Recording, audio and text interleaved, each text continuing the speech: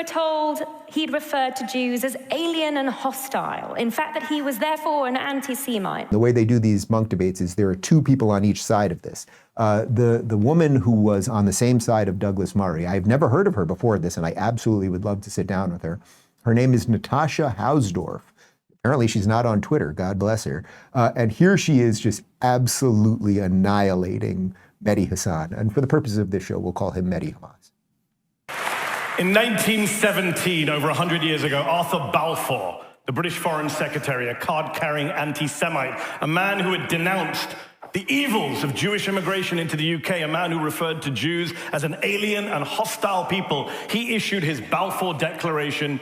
Balfour. We heard him quoted to you earlier, ladies and gentlemen. Well, let's be clear about that quote and what was changed, or at least misrepresented, because I think this is going to give a really strong indication for what is coming out of the opposition as a whole. We were told he'd referred to Jews as alien and hostile. In fact, that he was therefore an anti-Semite. Well, I'm going to read you out the quote, and you make up your own minds. He said, "Mitigate the age-long miseries created for Western civilization by the presence in its midst of a body which it too long regarded as alien and even hostile, but which it was equally unable to expel or absorb."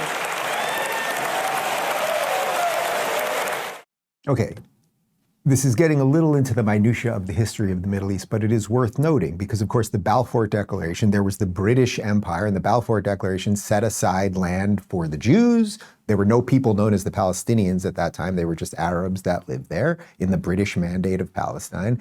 And clearly what Mehdi is doing is lying. He wants you to think that the man who, in essence, created the idea, the original sort of idea for the modern state from a British perspective, that he was the anti-Semite. But of course it is Mehdi who is the anti-Semite and the liar. And it's like, how do you fall into that trap? That's just a wonderful job there by Natasha being ready to read the actual quote by Balfour. Hey, don't click away just yet, because today's video is brought to you by our friends at 1775 Coffee. Guys, instead of waking up tomorrow morning and drinking your mold-infested, big corporation-owned woke ideology coffee that's probably making you sick from the pesticides it's sprayed with, try Rumble's 1775 Coffee, support freedom of speech, and build a parallel economy that actually values you. Go to 1775 Coffee right now and pick up your first bag. Use code Rubin to save 10% off your first order.